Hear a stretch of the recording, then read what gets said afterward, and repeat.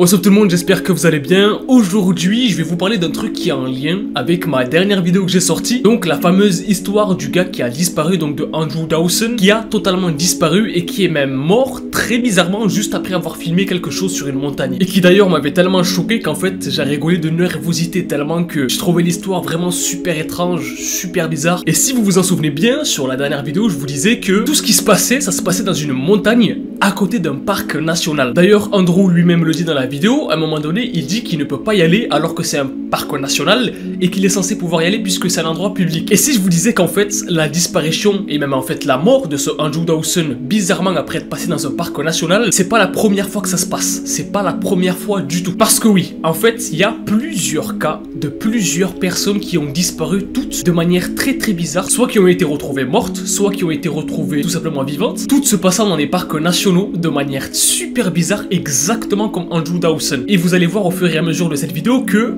peut-être que ce qui s'est passé avec Andrew Dawson, c'est exactement la même chose qui s'est passé pour d'autres personnes qui font partie de ce phénomène du coup qu'on appelle le phénomène 411 missing ou missing 411, qui est tout simplement une espèce de phénomène où des gens disparaissent du jour au lendemain sans donner aucun signe dans des parcs nationaux. Et bizarrement, le jour de leur disparition dans la forêt, soit il y avait des bruits bizarres, soit il s'était passé des choses bizarres. Bref, la même chose que Andrew Dawson. Donc bref, on va arrêter de blablater. J'espère que vous êtes prêts parce qu'aujourd'hui on s'attaque à un gros sujet. On est parti pour une nouvelle vidéo. Hey, and no one trusts, and no one stalks.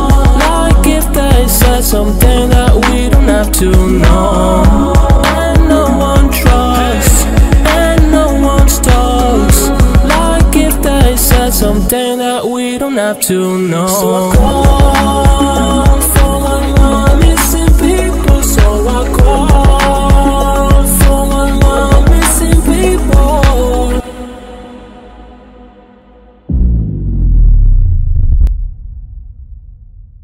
Comme je vous le disais, c'est pas la première fois que des gens disparaissent de manière super bizarre, soit dans des parcs nationaux, soit à côté de parcs nationaux. Donc d'abord, c'est important de savoir ce que c'est qu'un parc national. C'est pas un petit parc là où il y a juste un banc et les crottes des chiens des gens qui ramassent pas. Non, c'est pas ça. En fait, un parc national, c'est un endroit totalement naturel, totalement sauvage qui va juste être nommé de parc national, c'est-à-dire que dans lequel on peut se promener, dans lequel on peut se balader, on peut faire du vélo, etc. Mais qui est beaucoup plus grand qu'un parc normal et surtout où il y a encore les animaux qui sont dans le parc de base qui y vivent. Donc voilà, tout est vraiment naturel et sauvage mais surveillé, etc. D'où le nom de parc. Mais dans ces parcs nationaux là, en fait, il se passe que sur plusieurs années, il y a des gens qui disparaissent de manière inexpliquée. Ils disparaissent du jour au lendemain sans donner de signes. Des personnes qui n'ont pas de pensée de vouloir mourir, d'en avoir marre de la vie, d'être dépressifs, non. Des gens normaux qui disparaissent du jour au lendemain sans laisser de traces. Et ça, comme je vous l'ai dit, pendant des dizaines d'années, il y en a eu beaucoup, énormément. Et il y en a eu tellement qu'un jour, il y a un policier qui décide de s'occuper de toutes ces affaires-là parce qu'il trouve ça beaucoup trop bizarre. Il trouve que personne ne s'y intéresse vraiment. Ce mec-là, il s'appelle David Paulides et il décide du coup de faire des investigations en fait, de faire des enquêtes pour voir qu'est-ce qui se passe dans ces parcs nationaux. Pourquoi est-ce qu'il y a des gens qui disparaissent, soit quand ils filment des choses, soit quand ils disent avoir vu des choses, soit tout simplement quand ils ne disent rien en fait. Il y a des gens qui disparaissent juste comme ça. Pendant des années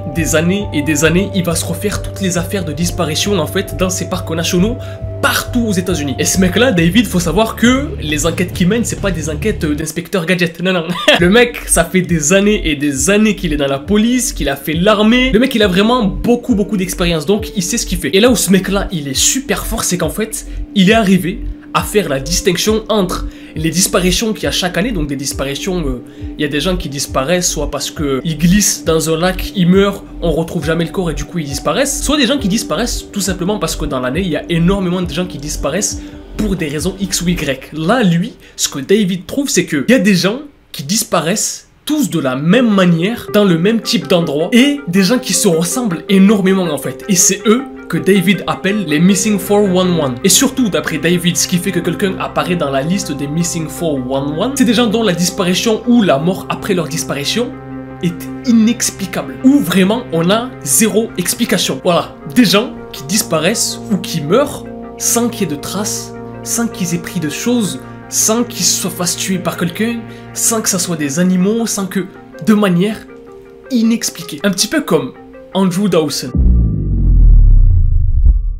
Et ce qui est cool en fait, c'est que pendant cette vidéo, en fait, on va pouvoir faire le rapprochement avec ce qui s'est passé avec Andrew Dawson. D'après David, la première chose qui fait qu'une personne apparaît dans la liste des Missing 411, donc des personnes qui meurent ou disparaissent de manière inexpliquée à côté de parcs nationaux ou dans des parcs nationaux, c'est que déjà, il faut que ça se passe à côté d'un parc national ou dans un parc national. Exactement ce qui se passe avec Andrew Dawson, où il est aux alentours d'un parc national, puisqu'à un moment donné, on l'entend dire qu'il y a un parc national devant qui veut y passer le soir, mais qui peut pas parce que soi-disant le garde du parc national lui dit non, faites demi-tour, la route elle est barrée. Deuxième chose qui montre que la personne est une Missing 411, c'est que la personne disparaisse dans un endroit qui est rocailleux.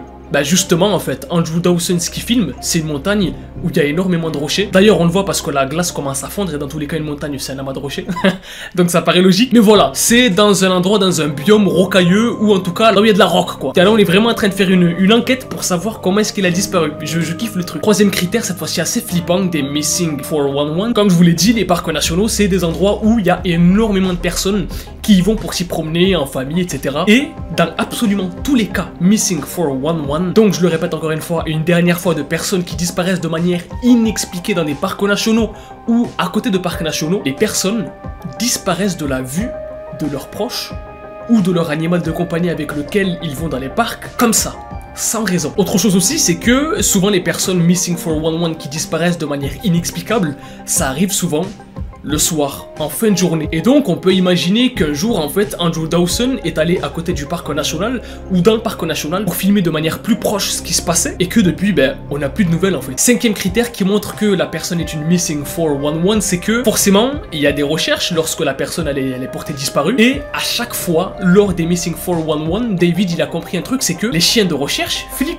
ils ont peur, ils veulent pas approcher les endroits ou alors ils cherchent et ils arrivent à un cul-de-sac en fait, à un endroit où il n'y a rien d'autre, il n'y a pas de corps, il n'y a pas d'indice, il n'y a rien du tout. Comme si la personne avait des pop de nulle part, ou qu'un truc du ciel l'avait prise en fait. Sixième point, comme je vous l'ai dit tout à l'heure, dans les Missing 411, les personnes sont à chaque fois retrouvées, soit mortes, soit vivantes, mais de manière inexpliquée, avec zéro blessure, zéro marque, rien du tout en fait, ni dans le cerveau, ni dans le sang, ni rien du tout. Et encore une chose pour ce sixième critère, c'est que les personnes qui sont retrouvées vivantes avec un petit peu de chance, aucun souvenir. Comme dans Men in Black, quand les mecs ont vu des trucs.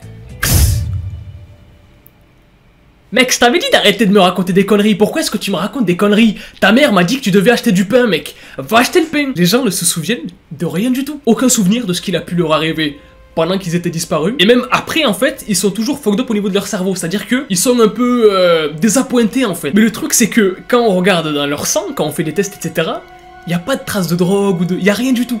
Donc, qu'est-ce qu'ils pourraient faire qu'ils sont à ce point-là, désappointés, etc., sans qu'il y ait rien du tout, en fait.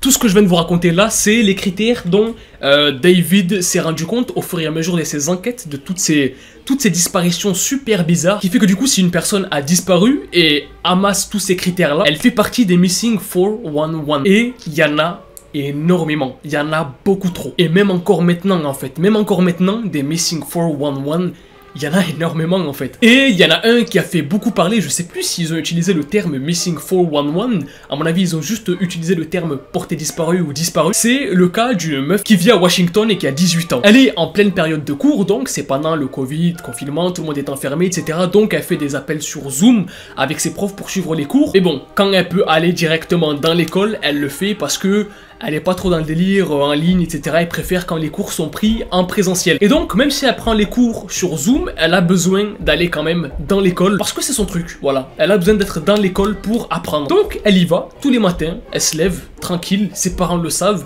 elle va à l'école, elle revient le soir, tout se passe bien. Avant qu'un jour, en fait, elle ne rentre pas à la maison. Ses parents se posent des questions parce que c'est pas normal. Elle a l'habitude de rentrer directement à la maison. Elle va pas faire de fête ou de je sais pas quoi.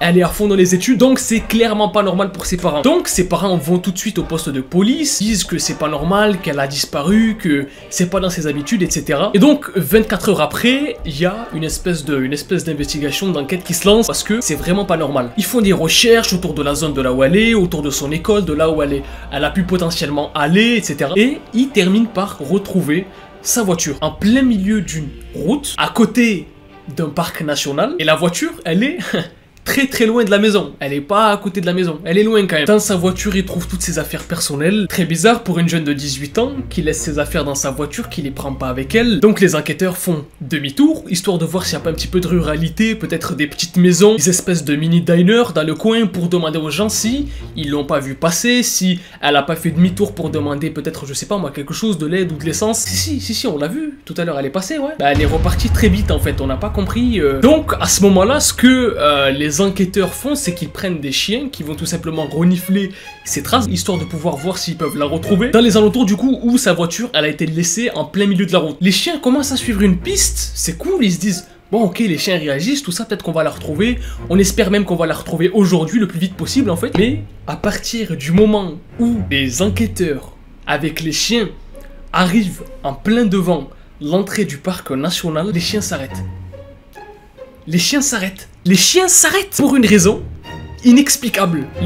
En fait, les enquêteurs ne comprennent pas en fait. Et à ce moment-là, les enquêteurs ils comprennent pas ce qui se passe. Donc, ils décident de pas lâcher parce qu'ils trouvent ça quand même super bizarre. Donc, ce qui va se passer, c'est que pendant plusieurs jours, il va y avoir des recherches pendant plus d'une semaine. Des recherches dans cette forêt, donc dans ce parc national, parce que c'est pas normal. Pendant plus d'une semaine, ils continuent les recherches avec des hélicoptères, ils ratissent la zone au millimètre près et au bout d'un moment, ils finissent par tomber sur elle au hasard en plein milieu du parc. Ils ont limite un peu peur en fait parce qu'ils comprennent pas ce qui se passe, ce qu'elle fait là. Elle est dans un état un petit peu bizarre, elle a plus tous ses vêtements sur elle. Dès qu'ils la retrouvent, ils vont vite la voir, etc. Ils lui demandent qu'est-ce qu'elle fait là.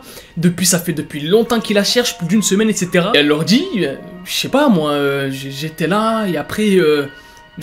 j'étais en train de marcher, mais ça fait pas longtemps que je suis dans la forêt là. J'étais en train de marcher de... Ça fait pas longtemps. Ça fait plus d'une semaine qu'on te cherche en fait. Bref, du coup, Dia est amenée à l'hôpital, elle est hospitalisée, etc. pour qu'on prenne soin d'elle, pour qu'elle se remette de tout ça. Elle a bien sûr, comme je vous l'ai dit, aucun souvenir de ce qui se passe, donc ce qui fait partie des critères des Missing 411. Elle a aucun souvenir de ce qui s'est passé. Perdue dans un parc national, dans une zone qui est du coup rocheuse un petit peu. Aucune blessure, aucune trace de drogue, que Zerma, il y a quelqu'un qui l'a prise et qui l'a amenée dans l'endroit pour lui faire des trucs.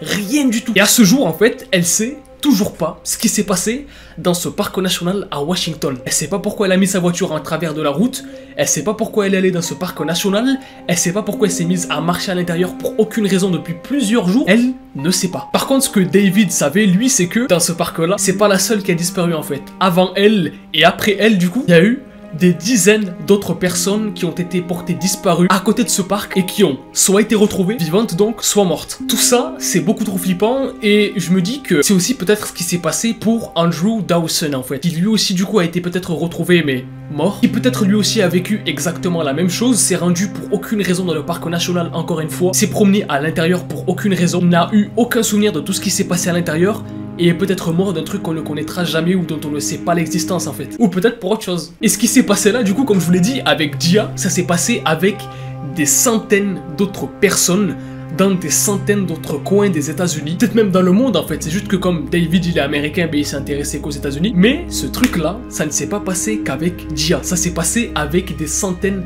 d'autres personnes qui sont mortes ou qui sont disparues de manière inexplicable à côté de parcs nationaux. Et bizarrement, tous les parcs nationaux, on entend des histoires bizarres dessus. Comme quoi il y a des bêtes bizarres qu'on ne connaît pas. Même si j'y crois peut-être pas à 100%, les histoires de Bigfoot, etc. Tu sais, c'est quelque chose que je me dis, c'est pas possible que les gens aient inventé ça juste comme ça, tu vois. C'est que quelque part, il y a toujours une espèce de vérité derrière une invention ou un truc comme ça. C'est très similaire à ce qui s'est passé avec Andrew Dawson en fait. Et c'est pour ça que je voulais vous en parler parce que c'est beaucoup trop intéressant. Ce délire de disparition dans des parcs nationaux. Ce délire là c'est même tellement entré dans la pop culture que vous vous en rendez même plus compte je pense. Mais par exemple comme Friday the 3rd, délire de Jason etc. Ça se passe dans un parc national. Et ce qui me fait vraiment flipper, que je trouve vraiment super impressionnant avec ce délire de Missing 411, c'est qu'il y a des personnes qui avaient disparu dans un endroit donné. Par exemple on va dire au hasard en Californie et qui sont retrouvés en Alaska. Qu'est-ce que c'est que ce délire en fait? Comment est-ce qu'une personne peut être portée disparue en Californie, disparue, 2-3 jours plus tard on la retrouve en Alaska, totalement au hasard, dans un camion ou dans une forêt. C'est super bizarre, vraiment je vous invite à vous intéresser à ce délire de Missing 411, c'est super intéressant. David il a écrit plein de livres sur ce truc là, où en fait il explique toutes ses enquêtes, tout ce qu'il a pu décortiquer pendant ces années et ces années d'enquête. L'autre truc que je trouve super flippant et super intéressant à la fois, c'est ce qu'on appelle les park rangers. En fait les park rangers c'est comme des gardes forestiers, c'est la même chose, c'est les personnes qui sont là pour surveiller du coup les parcs nationaux. Pour vous montrer un petit peu ce que c'est qu'un park ranger, c'est exactement le même type de personne qui a arrêté Andrew Dawson devant le parc national et qui lui a dit non, non, la route elle est barrée, faites demi-tour. C'est ça un park ranger. Et il y a énormément de park rangers qui sont au courant de toutes ces histoires-là, de personnes qui disparaissent de manière super bizarre. Et du coup, on sait grâce aux park rangers, par exemple, que il y a beaucoup plus de disparitions dans les parcs nationaux au nord de l'Amérique que en Amérique centrale ou Amérique du Sud. Donc vers tout ce qui est Canada, etc. Et donc, après ces années et ces années d'enquête, David Paulides pense que tout ce qui est lié à ces disparitions-là, donc les Missing 411, toutes ces disparitions où on retrouve soit les personnes mais qui sont totalement désappointées, soit des personnes mortes, mais sans aucune trace, sans rien du tout, on comprend pas en fait, c'est dû à une espèce de phénomène, donc il a appelé le phénomène Missing 411, mais qui du coup serait un phénomène inconnu, qu'on ne connaît pas encore, mais d'après lui, ça vient d'un phénomène bien établi, qu'on ne connaît pas encore, ou qui est du paranormal, ou quelque chose comme ça en fait. Parce que d'après lui, en fait, ce qui prouve que c'est établi, c'est qu'il y a une liste bien définie que lui, il a créée, du coup, les Missing 411, de personnes disparues avec exactement les mêmes caractéristiques de disparition en fait. On n'a pas d'explication, les park rangers ne donnent pas d'explication, peut-être parce qu'ils n'en ont pas tout simplement, ou parce qu'ils ne peuvent pas en donner. N'en peuvent pas, j'entends bien sûr, n'ont pas le droit d'en donner. Et donc, voilà les gars, je voulais vous parler de ce phénomène-là, le phénomène Missing 411, de personnes qui ont disparu de manière inexpliquée, soit dans des parcs nationaux, soit à côté de parcs nationaux, sans aucune explication et qui sont retrouvés soit vivants, sains et saufs, sans aucun problème, comme s'ils n'avaient pas disparu, ou morts, mais avec aucune trace de blessure, de bagarre, ni rien du tout. Si vous connaissez les gars ce phénomène des Missing 411, n'hésitez pas à le me dire dans les commentaires. Dites-moi aussi si vous voulez que je vous raconte d'autres cas de Missing 411 parce qu'il y en a qui sont vraiment super flippants. Donc voilà, dites-moi ça dans les commentaires en commentant hashtag Missing 411. N'oubliez pas de mettre un maximum de pouces bleus si la vidéo vous a plu, à vous abonner à la chaîne si vous êtes nouveau et que vous kiffez le délire de la chaîne. Moi je vous dis à la prochaine pour une nouvelle vidéo. Peace out et kiffez la vie.